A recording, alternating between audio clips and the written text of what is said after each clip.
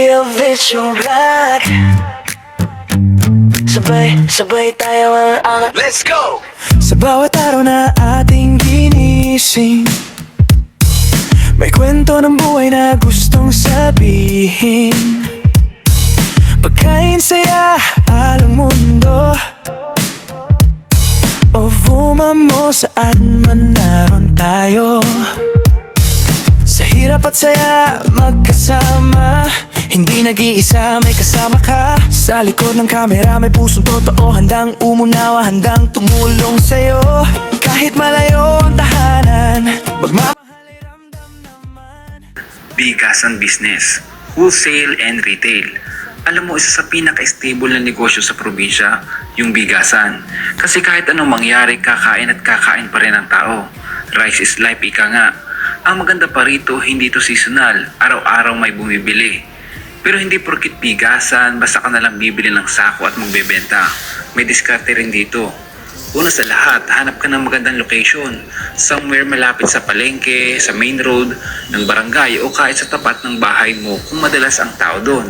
Ang mahalaga, madali kang makita at mapuntahan. Humanap ka ng maayos at legit na supplier. Piliin mo yung rice mill o distributor na may magandang presyo at flexible payment terms. Kapag nakuha mo yun, mas madali kang makikipagsabayan sa malalaking tindahan. Pagdating naman sa capital, sa probinsya, pwede ka na magsimula sa 50,000 hanggang 100,000. Kasama na rito ang ilang sako ng bigas, mga 10 to 15 sacks, timbangan, signage, tarp at paunang renta kung uupa ka. Sa operating expenses naman, mga 20,000 hanggang 25,000 per month. Depende sa renta, kuryente, allowance ng helper at delivery.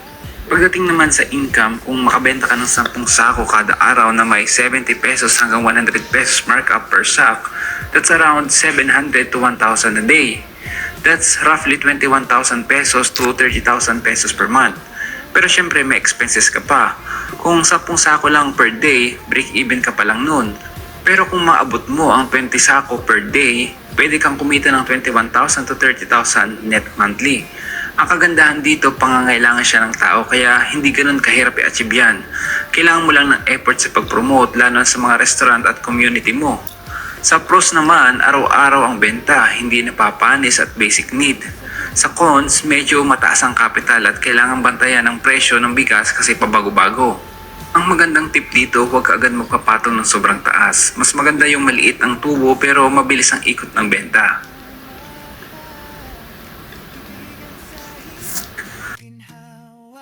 Barbershop. Isa to sa pinaka-underrated pero matibay na negosyo, ang barbershop. Think about it, walang panahong walang magpapagupit. Kahit estudyante, tatay, lolo, lahat yan may regular na gupit schedule. Kailangan mo lang ng maliit na pwesto, preferably malapit sa palengke, terminal o school. Tip, kung marunong ka magupit, mas mabuti. Pero kung hindi, maghanap ka ng skilled barbero na may magandang attitude. Sa ganitong negosyo, trust at comfort ng customer ang puhunan. Pagdating naman sa capital, mga 50,000 to 100,000 pesos ang kailangan, kasama ng gamit, upuan, mirror at konting renovation. Ang operating expenses mo naman is aabot ng 15,000 pesos to 20,000 per month. Depende sa renta kung may aircon ka. Sa income naman, kung makakakuha ka ng 20 clients per day times 150 pesos equals 3,000 pesos daily sales. That's 90,000 pesos per month minus 20,000 pesos na expenses.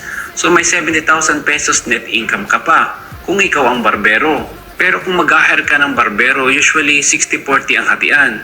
60% sa may-ari, 40% sa barbero. Sa pros naman, low capital, daily cash flow, at may repeat clients. Pagdating naman sa cons, skill base. Dapat hindi absent ang barbero mo at consistent ang quality. Pero kapag maayos ang serbisyo mo, loyal yan. Suki for life.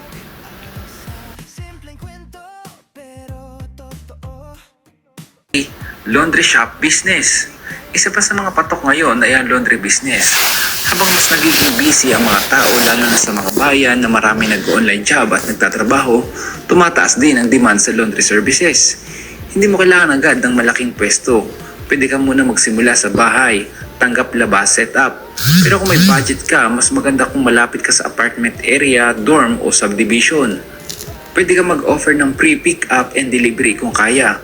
Ang dami nagiging suki sa ganitong setup kasi convenient. Pagdating naman sa capital, depende kung DIY ka o magpapa-install ka talaga. Kung DIY at may tatlong setup ka na dryer and washer, nasa 150,000 to 200,000 pesos ang puhunan. Pero kung full setup laundry shop na may tatlong set, aabot ng 1 million pesos. Hindi biro ang capital kaya dapat i-research mo mabuti ang location. Pagdating naman sa operating cost, mga 25,000 to 30,000 per month. Kasama na ang kuryente, gasol para sa dryer, detergent at renta. Pagdating naman sa income, kung may 10 customers ka everyday na nagpapalaban ng tig 7 kilos at 35 pesos per kilo, nasa 2,450 pesos ang gross daily sales mo. That's 73,500 pesos gross per month. Minus 30,000 pesos na expenses, so may net profit ka na nasa 40,000 pesos monthly. Kapag peak season naman, pwede kang kumita ng 50,000 pesos pataas. Pros, recurring customers, steady demand, pwede ring home base. Pagdating naman sa cons, malakas sa kuryente at tubig at hassle kapag nagka-problema ang machine mo. Pero kung consistent ang service mo, mabilis kang magkakasuki at kapag nasanay ka na, halos automatic na ang kita.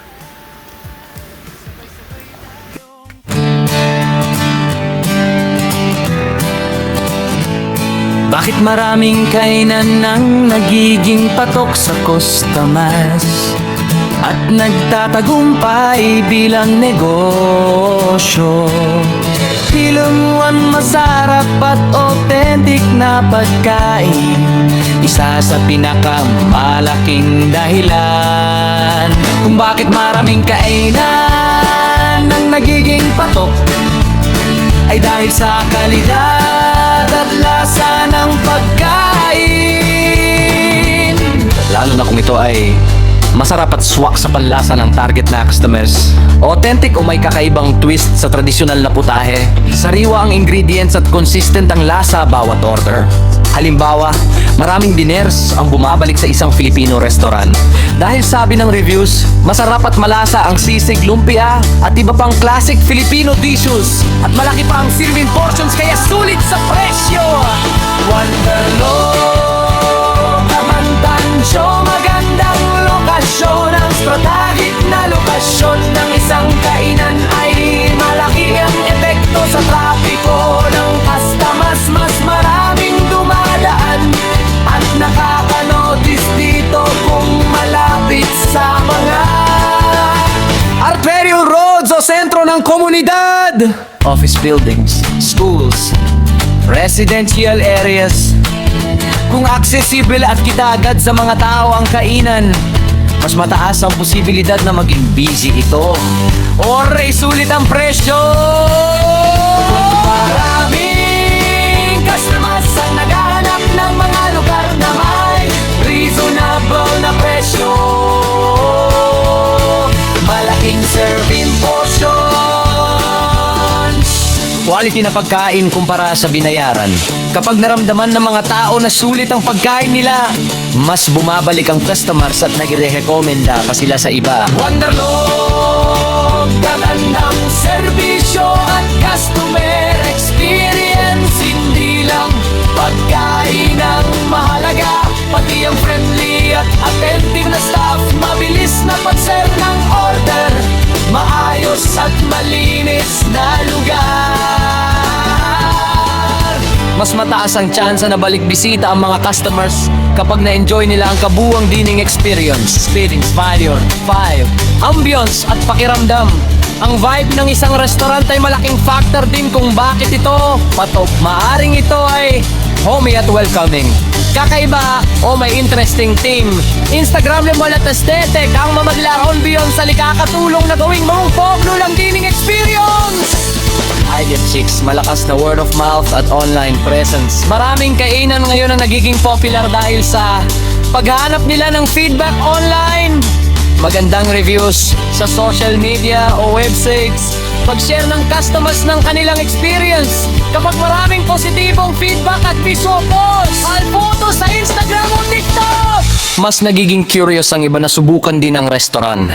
Di pangkalahatan mga salik?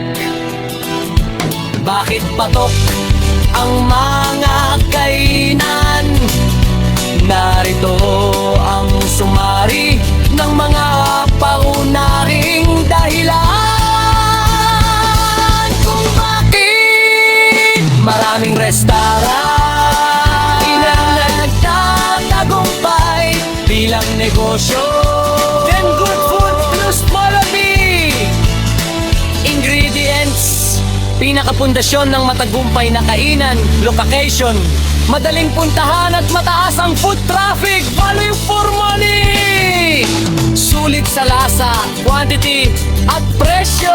Always more experience, mahusay na service at comfortable ambience at social proof of views at recommendations mula sa mga alias mas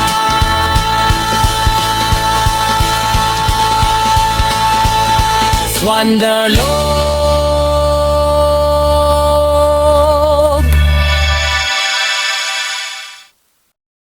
Habang ay makuha na, dito may saya, dito may yakap, tulong at suporta walang kapalit, sabay-sabay tayo